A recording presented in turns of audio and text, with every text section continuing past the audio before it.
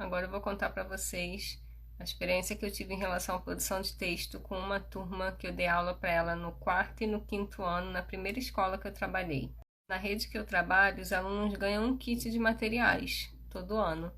E quando eu peguei essa turma do quarto ano, no kit vinha também um caderno meia pauta.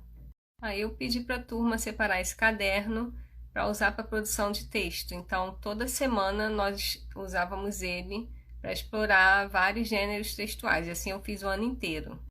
E nele eram registradas as produções coletivas e as produções individuais dos alunos.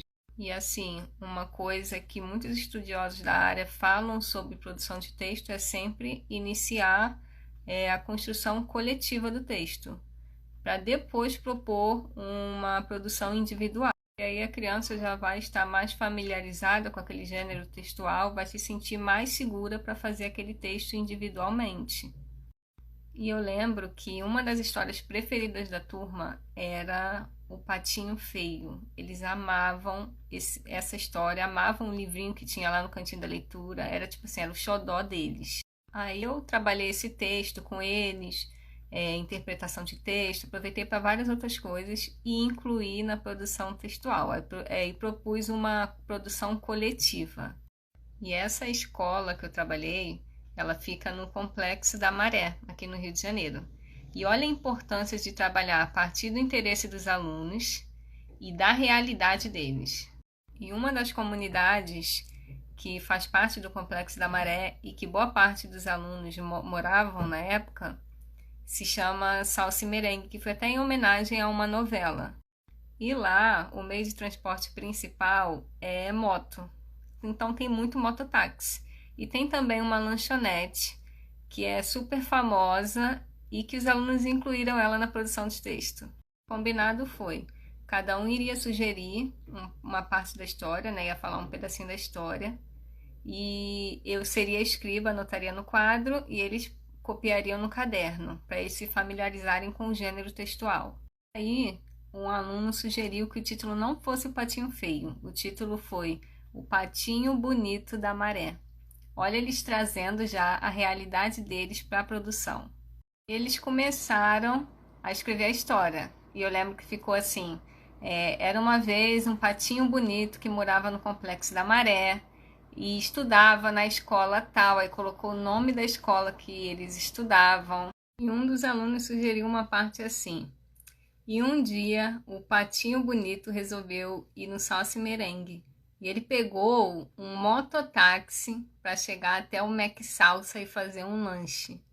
Gente, quando eu ouvi Mac Salsa, eu achei sensacional. E a turma toda riu, né? Todo mundo achou muito engraçado. E você vê a importância de dar voz aos alunos, né? E tornar a aula, sabe, prazerosa, divertida, alegre, onde eles têm voz. Isso é muito importante. Foi uma aula descontraída, sabe? Um clima bom, leve, sem reclamação porque estava sendo trabalhado produção de texto, porque eu geralmente encontrava muita resistência para a produção de texto. E eu aproveitava para fazer as intervenções, né? Por exemplo, como cada um falava uma parte do parágrafo, então eu pedia para os alunos prestar atenção na frase que foi dita pelo colega e perguntava qual era o sinal de pontuação que eles achavam que era o ideal para aquela frase. Em relação à construção do parágrafo, mostrava que um parágrafo é construído por várias frases que tem que estar organizada para ter um sentido. Outra coisa também, quando os parágrafos já estavam ali formados, eu pedia para um aluno ler o parágrafo e perguntava se ele tinha alguma palavra que se repetia no início de todas as frases, para que eles pudessem prestar atenção nos conectivos. Então, eles sempre tinha um aluno que identificava que tinha muitas repetições, como, por exemplo, aí aconteceu isso, isso, isso, aí aconteceu isso, isso, isso. E eu perguntava para a turma, gente, alguém que pode me dizer uma palavra que podemos usar para substituir esse aí, para não ficar tão repetitivo? E o aluno sempre dava alguma sugestão. Eu aprendi muito com essa turma, Foi uma ótima experiência que eu tive com o caderno Minha Pauta para trabalhar a produção de texto. E a principal lição, sabe, disso tudo é pensar em atividades que sejam significativas para o aluno e que respeite a realidade deles. E assim, a resistência deles em relação à produção de texto, de que produção de texto é uma coisa chata, foi diminuindo, sabe? Eles foram desconstruindo essa ideia. Até que chegou um ponto que muitos já se mostravam ansiosos para o dia da produção de texto.